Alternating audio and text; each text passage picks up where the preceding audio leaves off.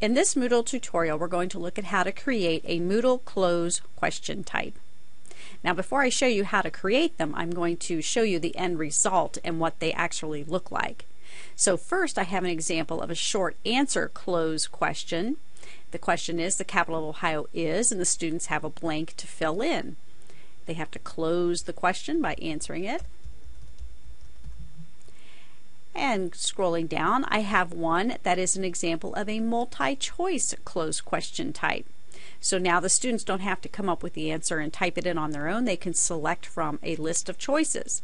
The list of choices can be either a drop-down box, it could be a horizontal list of options, or a vertical list of options.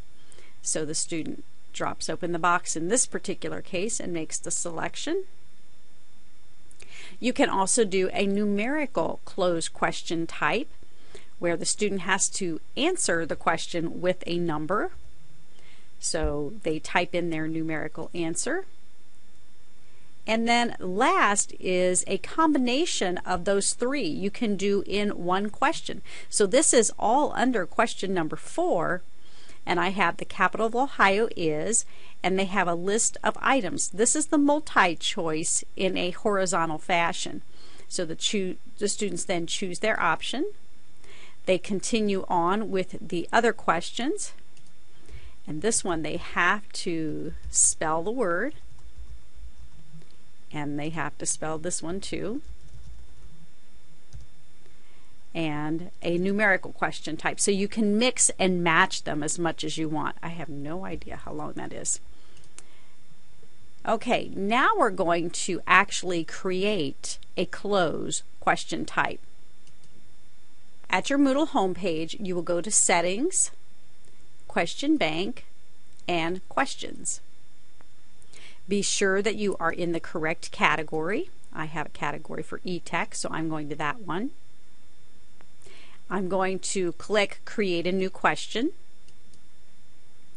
And from the pop-up window, I'm going to select the option called Embedded Answers Cloze. I'll choose it and click Next. Although you give the question a name, students do not see this. The question name is just for your use. So I'll just call it Example 1. Now in the question text, I'm going to start with a short answer question. So I'll type my question,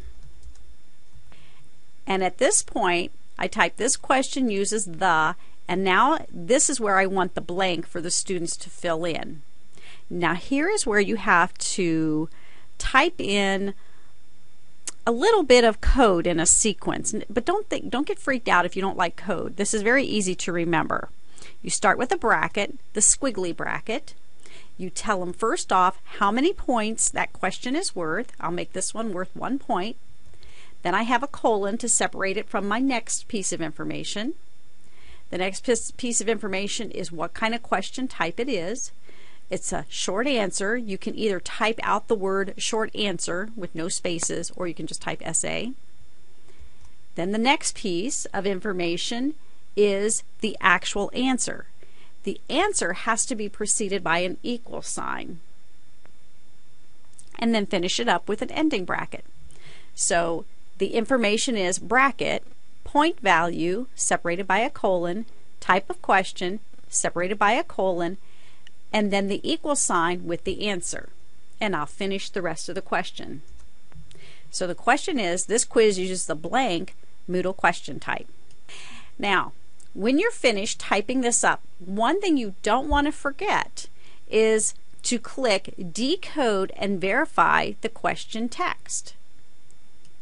By doing that, if you type anything wrong, it will tell you.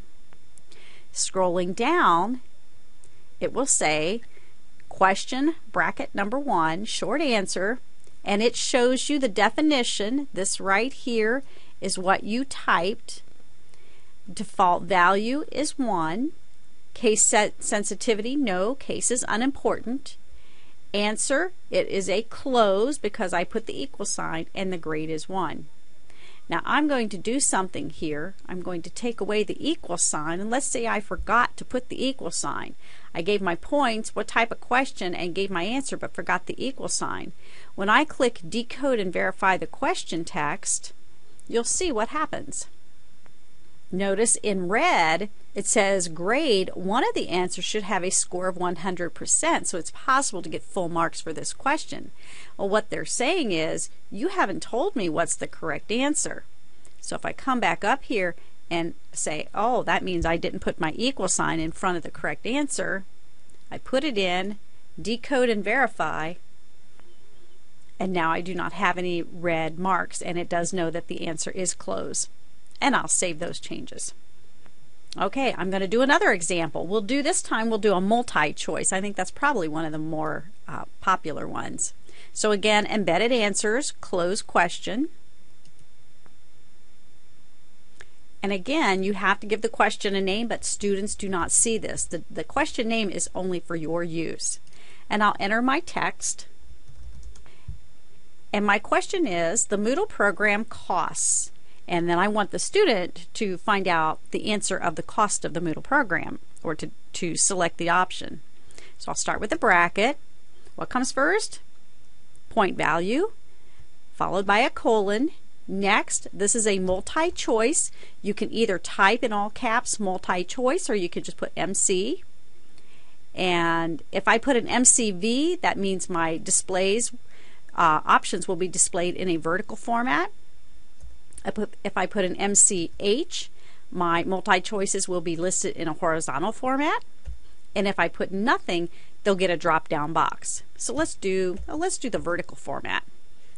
And then I put a colon to separate it from my 4 choices. In this particular case, I have 4 choices. The first one is incorrect. So I do not put a dollar sign in front of it, right? Excuse me, I do not put a equal sign in front of it. Now to separate your choices, you're going to use the tilde, that little squiggly that's next to the 1 key. So I'll put a tilde. Here comes my next answer. Next answer, separated by a tilde. This answer is correct, so I'm going to put the equal sign in front of it also, and then a tilde for my 4th choice, and end my brackets. And I'll put a period there because it is the end of a sentence. And I always like to take the font just a little bigger. Let's see if I did this all correctly. Decode and verify the question text. And I'll scroll down. I don't have any red marks, but I can verify. The layout's going to be a vertical column of radio buttons, and they got that from the V right there. Answer 100 is 0 points. Answer $1 is 0 points. Answer $0 is worth 1 point. And the answer of $25 is worth 0 points. So I'll save those changes, and let's just do one more. Okay, I'm going to create another new question, final one. Embedded answers, close, select, hit next. This question name is example 3. Type my question text. It is approximately, and now my question is, they have to come up with a number of miles. So bracket, 1 point, separated by a colon. It's a numerical answer. You could write the word numerical or just put NM. Colon, and I have to have an equal sign even though there's one answer. I have to have the equal sign. 2,460, end my brackets, miles. Okay. Approximately blank miles from New York to Los Angeles, California.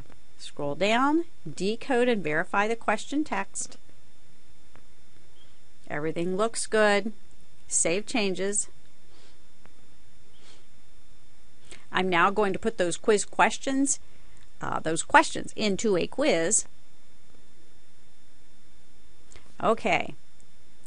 This is our closed questions quiz. Let's click on it. Attempt the quiz. This quiz uses the close Moodle question type. Go on to question 2. The Moodle program cost. This was the vertical multi-choice format. 0. And we'll go on to question 3. It is approximately enter the answer and so forth. Now, one last thing I want to show you how to do. This is an example of how you can add several items into one question. So as you can see, I asked one question. Here's my cloze information in between brackets. Then I just spaced down and asked another one. And you can do that as much as you want, and it'll show under one question. These will not all be individual questions. You can keep them together. So that's how you do that. Just keep typing and adding information together. I hope that answers some of your questions about the cloze question type. It really is a flexible question type. You just have to learn the particulars of how to get the information written in between the brackets, but if you forget, decode and verify the question text.